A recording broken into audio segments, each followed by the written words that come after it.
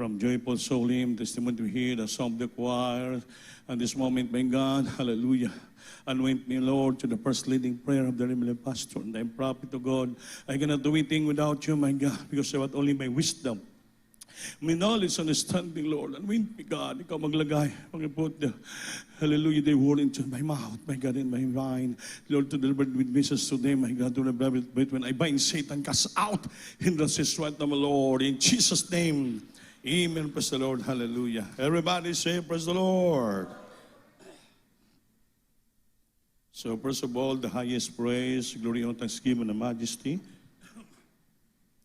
only to our loving God and our Savior, and give double honor and respect to our dearly beloved and noble evangelist, Ms. Almeida, the end-time prophet of our loving God, and when remember cherish the blessed memories and precious teaching, beloved Stan Pastor Lina Almeida, and all beloved children, and all blessed Almeida family, and I greet also my beloved wife, my children, my co-workers, my co-preachers, and to all of you, my dearest brothers and sisters in Christ, at sa lahat po natin mga webcast viewers throughout the world na nanonood ngayon sa ating live streaming here in CDO.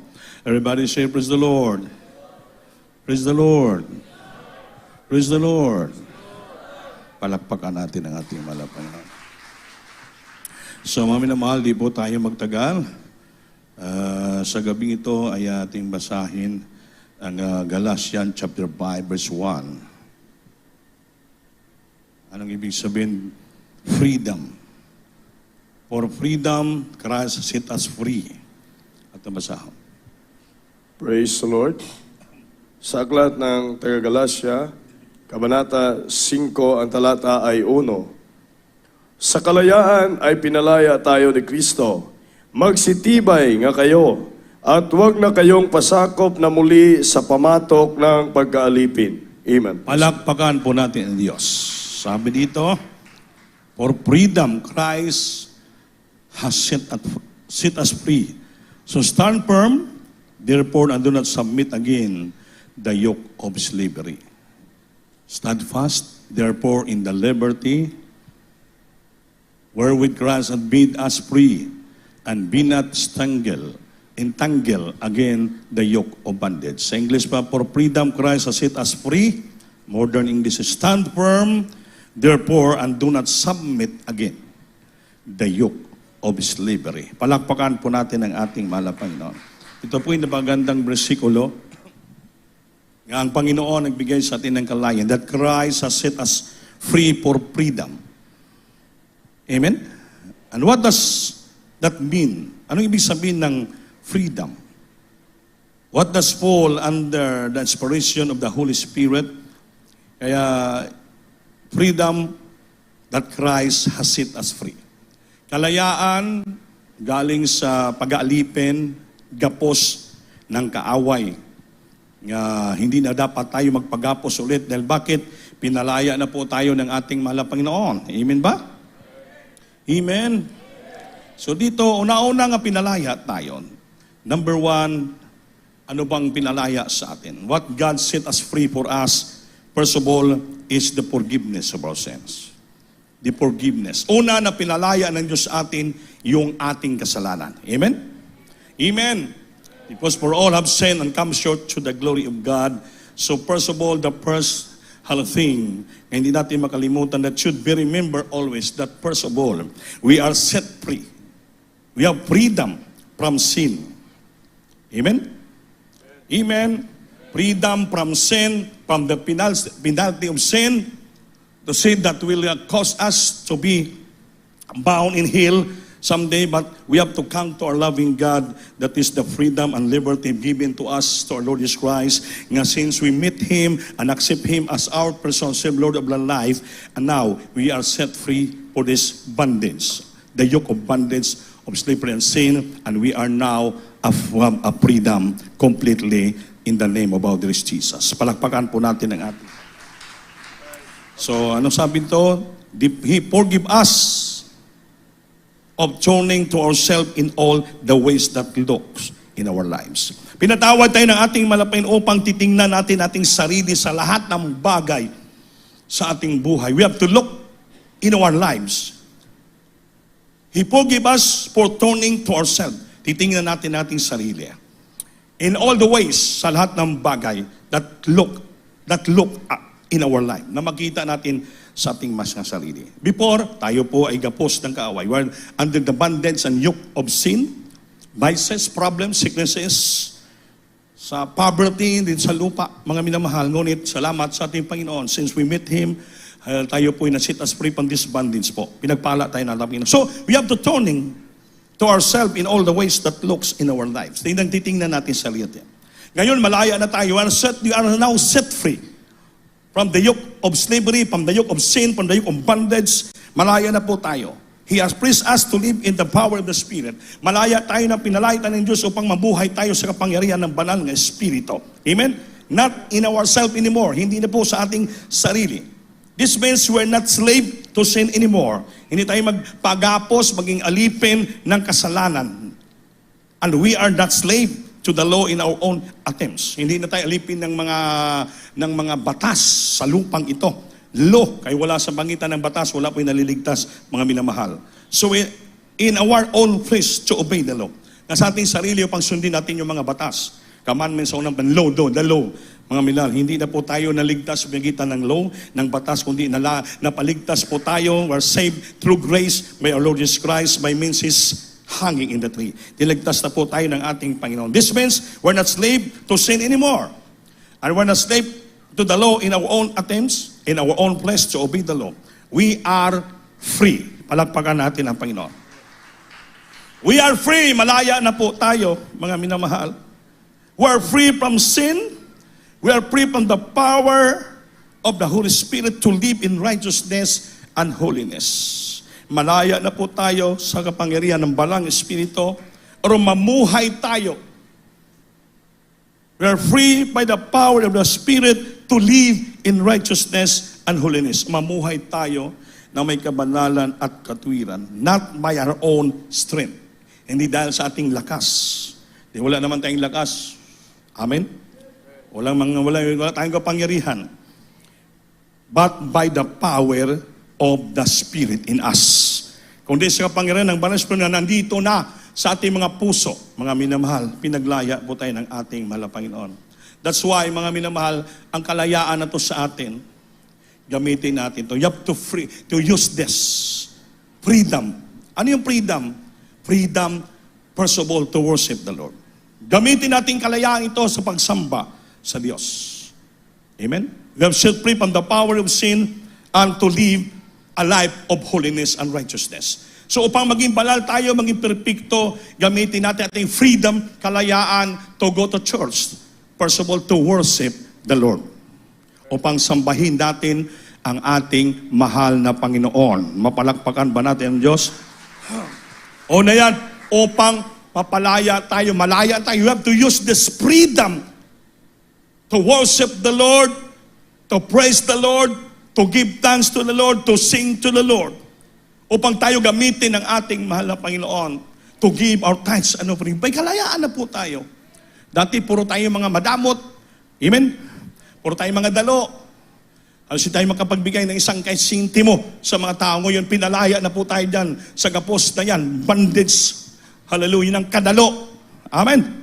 Malaya na po tayo, naging maalwa na tayo kung sa Ilonggo pa, malaya na tayo magbigay. Hallelujah, dahil gagit pinagpapala na po tayo ng ating pinangamamahal na Panginoon.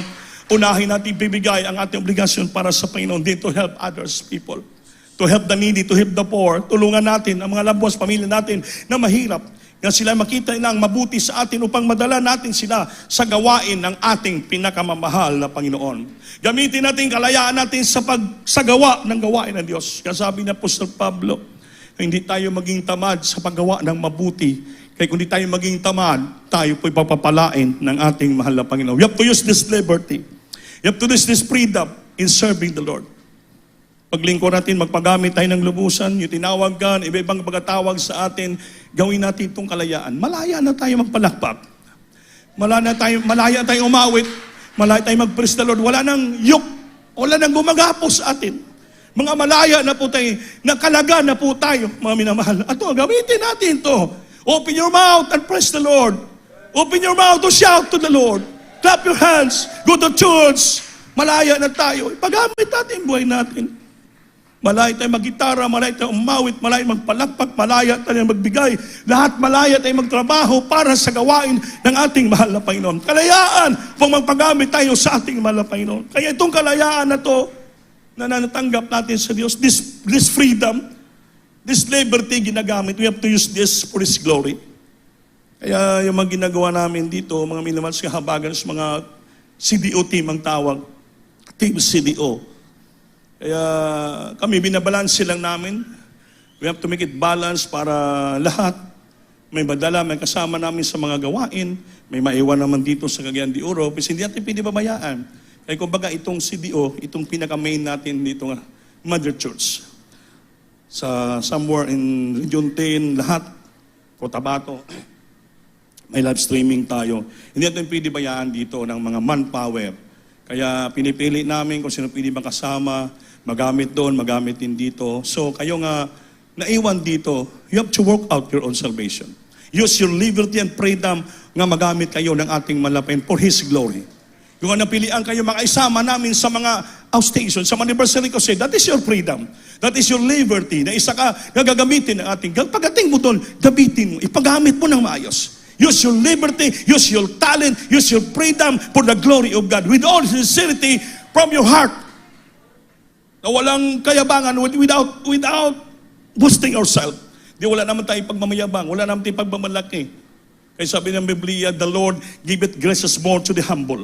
Lalo maraming pagpapala, ibigyan ninyo sa mga nagpapakumbaba, pagpalain tayo ng ating Panginoon. Hindi man basta-basta ang bawat obligasyon ng Kristiyano. Kung kami lang iyong tanungin, ayaw ko na mag-anniversary. Dahil bakit? Pwede naman. Ipadala lang ko ng mga presento, pero hindi. Kasi pag dumating kami doon as a whole, kahabagan pa the grace of God to the first leading prayer pastor. Hindi lang anniversary ko say just to revive the brethren, to visit them. Mayroon kami naharap na iba-ibang klaseng mga problema. Iba-ibang mga counseling, iba-ibang mga, grabe mga problema hinarap namin. Minsan, hindi pa nga ako makakain kagad eh. Hinauna natin, inaharap natin yung kapatiran na may mga problema. Kailangan sila ma-counsel, kailangan sila ma-relieve, kailangan sila ma-enlighten, kailangan sila mag-strong, kailangan maging matatag, kailangan mawala yung mga conflict sa isipan nila, maging malaya din sila to become free from any problems in their life. Maging malaya. Yan ang purpose natin eh. Yung kalayaan natin gamitin din sa mga tao pang maging malaya rin ang ibang mga tao. Huwag natin itago ito. You have to share them the liberty that we have received from the Lord. The freedom, gamitin natin sa yun po. Yung pag-ibig, sinishare mo para rin sila matuwa, para rin sila ma-revive, sila ma-refresh, makalimutan ng problema, mabalik yung kadasig, mabalik yung kainitan, ma-revive sila, matuwa sila, malipay sila. At the same time, tayo po, matutuwa tayo pag makita natin itong mga beloved brethren, natutuwa na ibalik yung kadasig sa paglingkod sa Diyos. Nakita natin maligaya sila, na wala nabunutan silang tinig, set free from this bondage, the yoke of this bondage, naging malaya sila. Yun na po ang atin. Tutulungan tayo. Kasi sabi ng Biblia, exhort one another, love one another, teach them one another, comfort one with another. Amen? Kung makomfort yung kapwa natin, matuwa tayo. Iba-iba yung mga problema na hinaharap natin sa iglesia. Hindi po magdagdag tayo ng problema. Dapat tutulong tayo to solve the problem in the church. Use your liberty, use your freedom for the goodness, from the goodness of God to the goodness to the brethren. Para sa kabutihan nila. To set them free also from the bondage, from the yoke of bondage. Gamitin natin ang liberty. Hindi magdagdag tayo ng problema, kundi tutulong tayo to solve the problem. To let them comfort, to let them repress, to let them stir up. May balik ang unang pag-ibig natin. Pag-ibig sa ating mahal na Panginoon. Kaya may isang bagay lang na kahit tanggapin paghihirap mo, the Lord knows and saying our patience, our labor in serving Him. Pero sabi ng Panginoon, I have somewhat against thee because you live and you live your first love to me. May isang bagay lang, batok ang Diyos sa atin. I have somewhat against you. I know your works, I know your labor, I know your patience. Everything nakita ko yan. Your faithfulness. But sometimes, we forget this one thing. Sabi ng the Lord say that I have somewhat against you. What's that? Because you live and you live your first love to me. Hinahanap ng Diyos yung unang pagmamahal, pag-ibig natin sa Kanya. Una nating natagpuan siya. Grabe, di ba? Grabe yung first love natin. Wala makapigil sa atin kahit sinong tao, pamilya, nanay, tatay, patayin tayo, kutsiluhin, suntukin tayo, wala makapigil because that is your first love. At wala kang pira, lalakarin mo na yung gawain, ibigay mo pa sa gawain. That is your first love. Grabe! Yan ang hinahanap ng Diyos, ibalik natin sa Kanya. I have somewhat against you. I have somewhat against you because you live and you live your first love to me. And the Bible says, remember, thou hast fallen. Yeah? Remember therefore, from whence thou art fallen, and repent. Alalahanin mo kung saan ka nabagsak, saan ka nang lamig, saan ka nang hina, saan ka nagkasala. And do the first work. Ibalik mo ang una mong ginagawa, or else I will come quick unto thee quickly. Baka mabalik ang Diyos ng madali. And I will remove the candlestick out of his place. Alisin ko ang kandiliryo ng buhay sa lugar mo. Except thou repent. Maliban lamang kung magsisikat, maghinulso.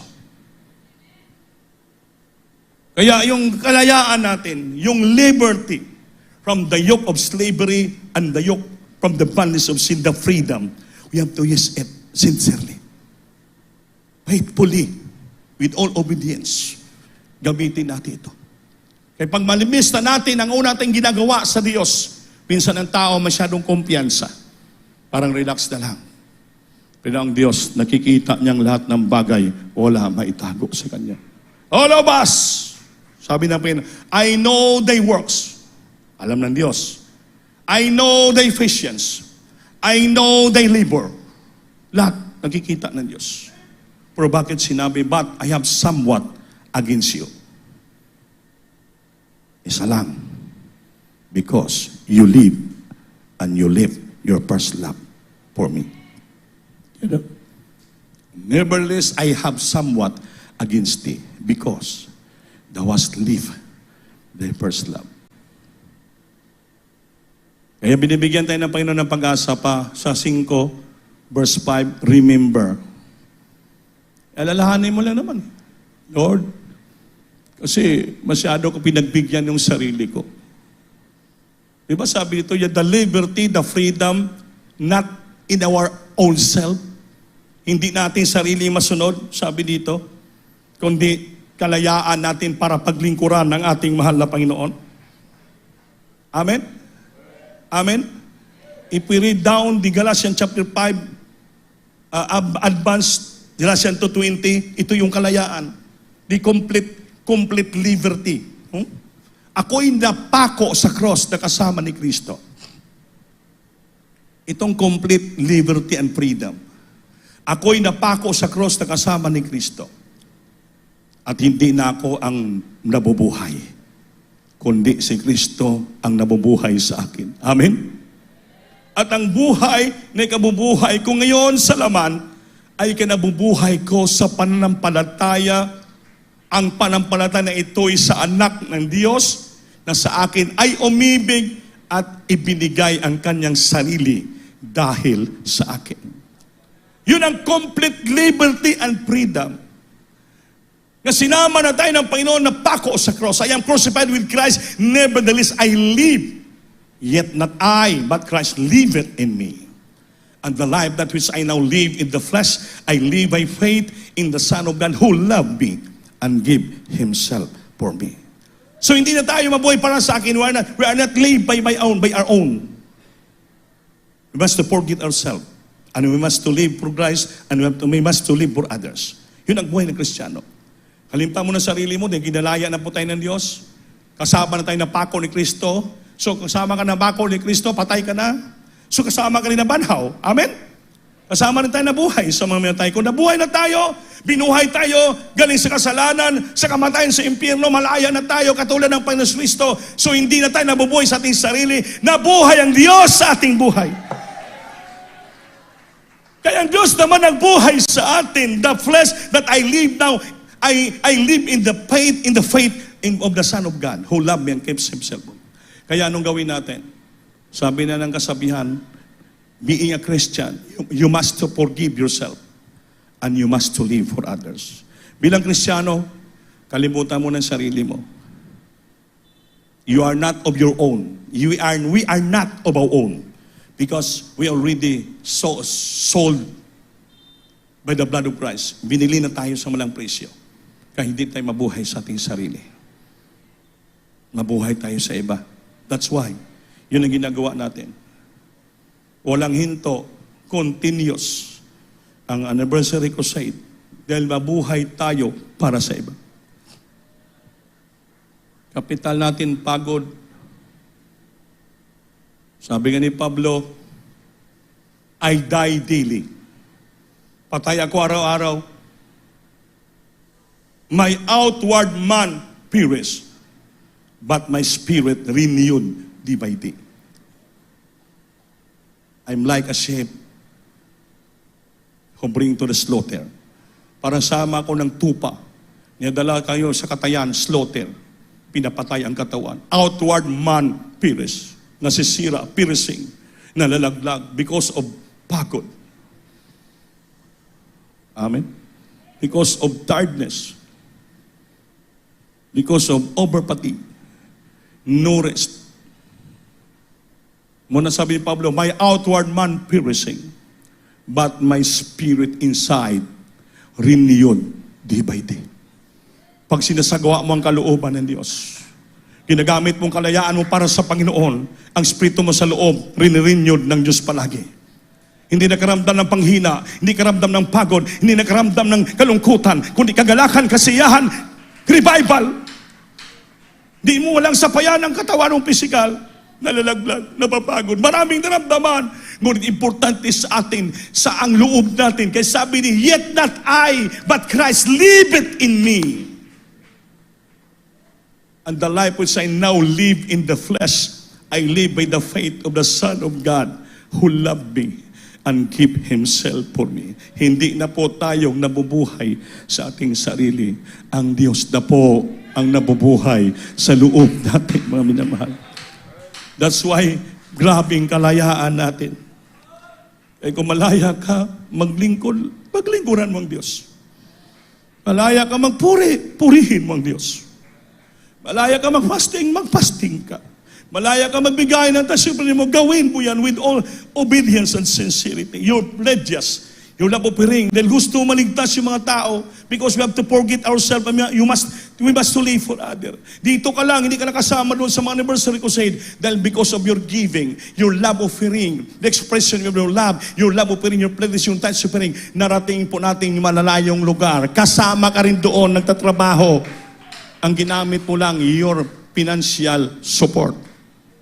And then, prayer and fasting dito. Huwag nyo isipin nga, ay, nagpasarap lang sila Kuya dito. Walang nagpasarap sa gawain ng Diyos. Puhunan ang pisikal. Hindi basta-basta po yun. Diba? Kaya sabi ni Pablo dahil sa pagsagawa yan ng gawain ng Diyos, sabi niya, I die daily.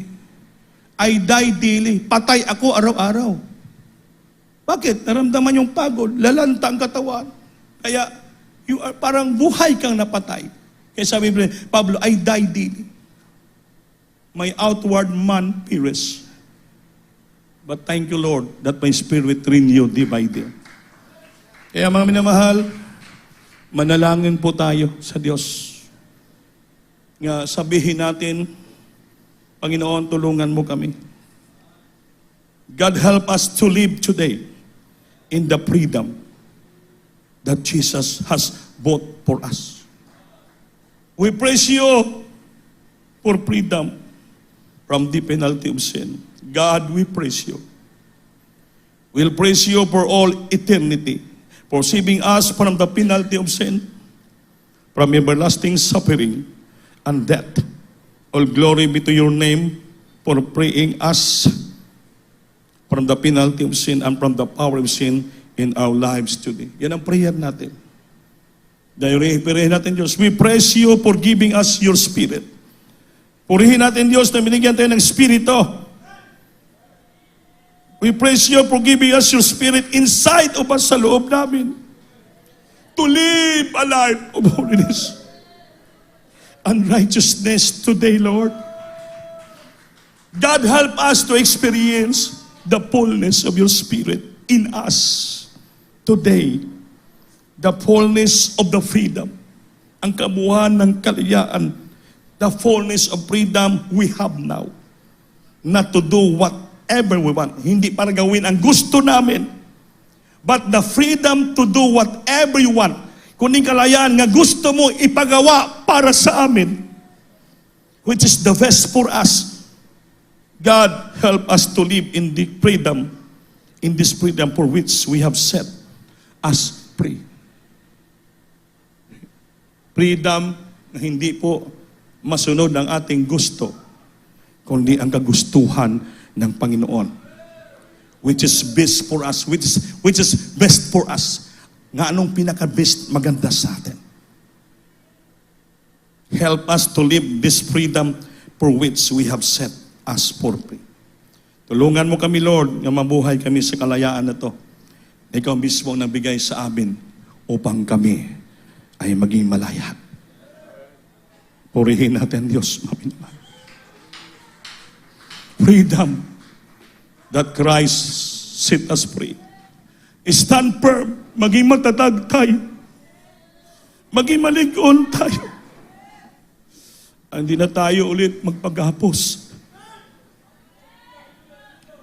sa yugo ng pag-aalipin ni Satanas sa kalibutan. Bisyo, karamdaman, problema, kahirapan. Inaalipin tayo. Kaya gamitin natin completely this freedom and liberty to do what want us to do for us. Because God knows what best for us. Maging open ang puso natin sa Diyos. Use this liberty and freedom in serving the Lord, to do His commandments, to obey His statutes, to obey His will, not to please ourselves, but to please the Lord and to love others people. But freedom to do whatever you want for us, which is best for us, Lord.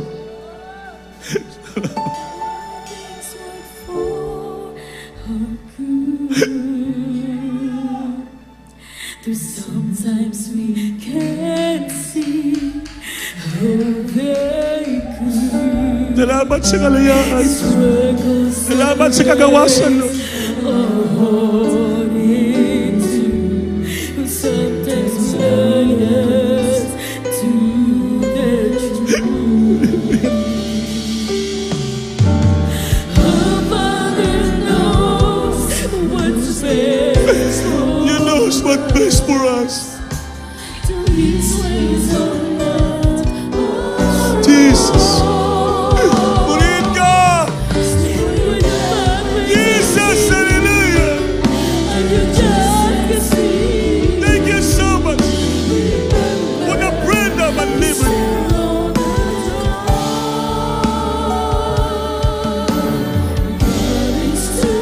God is so wise to be mistaken.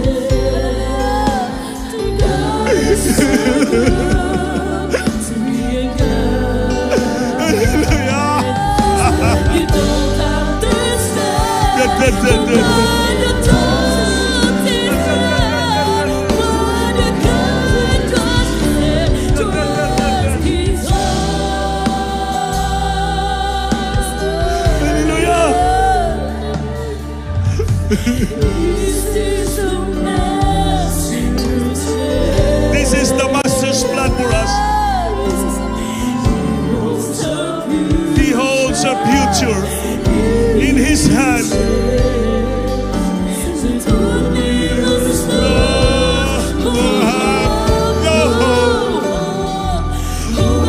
For our hope is found in Him.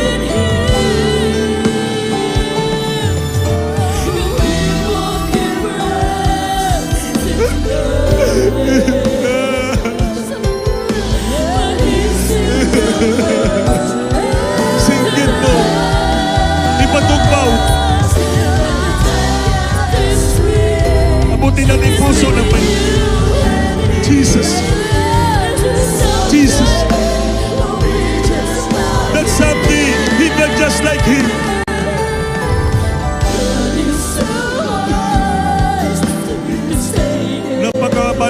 ka, hindi ka masayog.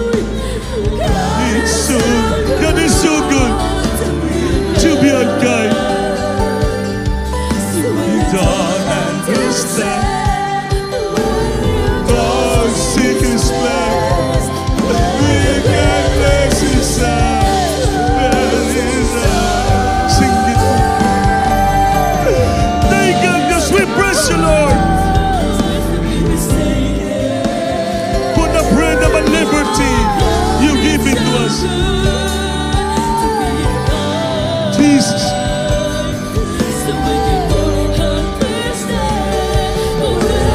God, Jesus, His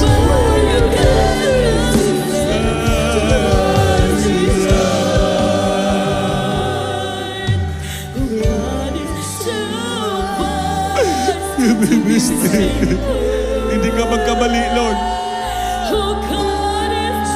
Hindi ka maging masama na mga bait mo. There's the see His love. God twists His heart. His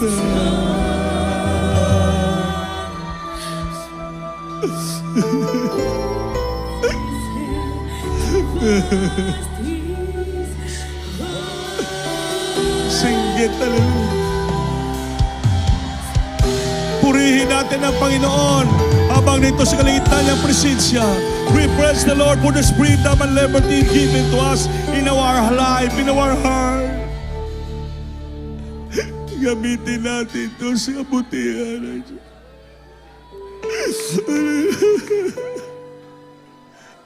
Salamat sa kalayaan. Complete liberty and freedom.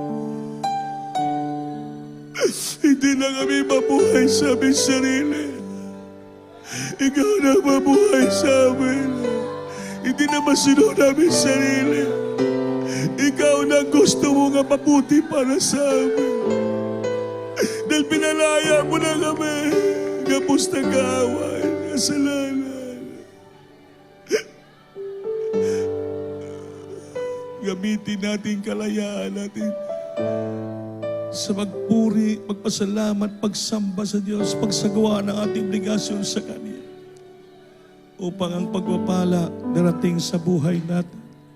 Matutuwa ang Diyos pag ginagamit ang kalayaan sa kabutihan sa kalooban niya. Grabing grasya, biyaya, ibuhos ng Diyos sa atin. Pangako ng Diyos yan. Sabi niya, after you have done my will, I will answer your prayer and you shall receive the promise. Pagkatapos sa sunod natin ang kanyang kalooban, tugunin ng Diyos ang ating dalangin at patanggap natin ang lahat ng mga promisa. Anong promise ng Diyos sa atin? Mga minamahal, aking dinadalangin na kayo po'y papapalain sa material, financial, physical, higit lahat sa spiritual. Plus buhay na wala ka. Singgit, hallelujah. Jesus.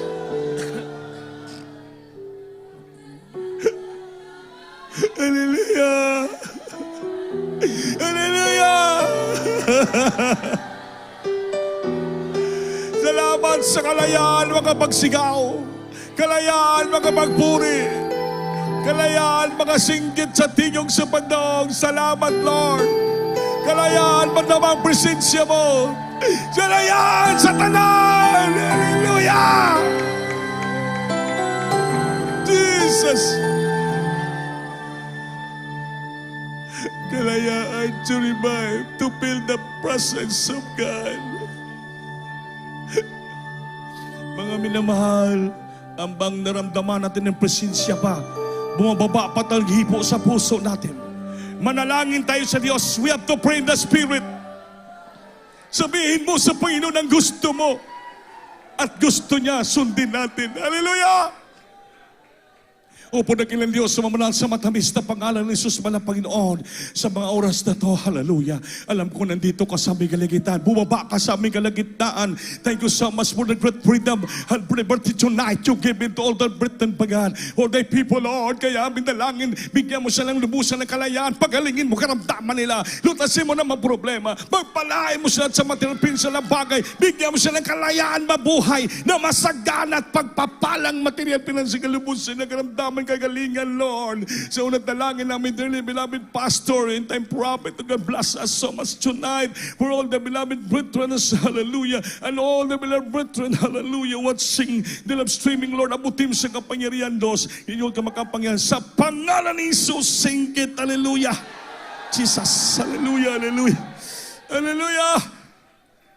Habang nagataas yung isang kamay, lift up your hands, and in your one hands, put it in your head. And we have to lay hands and to rebuke all our sicknesses in our body in the name of Jesus. Yes, the Lord, I believe, Father, bless Jesus. I beseech you, God, to bless, hallelujah, forgive our sins. To the first leading brother, Pastor, Lord, forgive us, Lord. Hallelujah, bless, help the children, Lord. Have mercy upon all the people, the children, Lord. Heal their sicknesses and problem. Touch them, O God. Hallelujah. Remove their bodies and the power of their life, Lord. I bind the prop darkness and demons and pervert the sickness and disease. Cast out from them right now in the might of Jesus. Give him liberty and freedom from sicknesses, problems. Hallelujah. Sickness and poverty, bless them so much, my God. In Jesus' name, amen and amen. Praise the Lord, hallelujah. Palagpakan natin, Diyos, maminamahal. Manindog tayo soon. Bayaw iyong kamot. Bayaw, singgit kita tulog ka bisis. Malaya na tayo. Magsinggit at magdaig sa Diyos. Hallelujah. Hallelujah, Praise the Lord. Hallelujah, Praise the Lord. Hallelujah, Praise the Lord. Amen. God bless you po, ma'am na mahal. Maraming salamat. Tomorrow, bukas, ugma, mayroong practice po ang beloved choral and mimers po. 5 p.m., kung pwede, mas maaga kayo para sa iyo makasugod, sa iyo rin mahuman. No? God bless you so much po, mga beloved kapatiran. So, manintong na ta sa ating closing prayer. The beloved Brother Dante makapayag, ating closing prayer. O ayaw nyo pag-lobby ang ating mga boxes sa pledges natin. Puti nga box sa TV program nato at ang pulang nga box ay para yan sa mga dugang gastusan, sa mga chapel, sa mga lahat na mapanglano sa church. Pagpray tayo. Wala si Brother Dante. Taas yung kamay. Sino wala dyan? Ay, si ano pala? Si Boards. Sorry. Di ba nasulat din eh? Brother Boards, Brother Jiril. Praise the Lord. God bless you po, beloved preacher, Kuya Dante. Kuya Andy Binyas, God bless you po.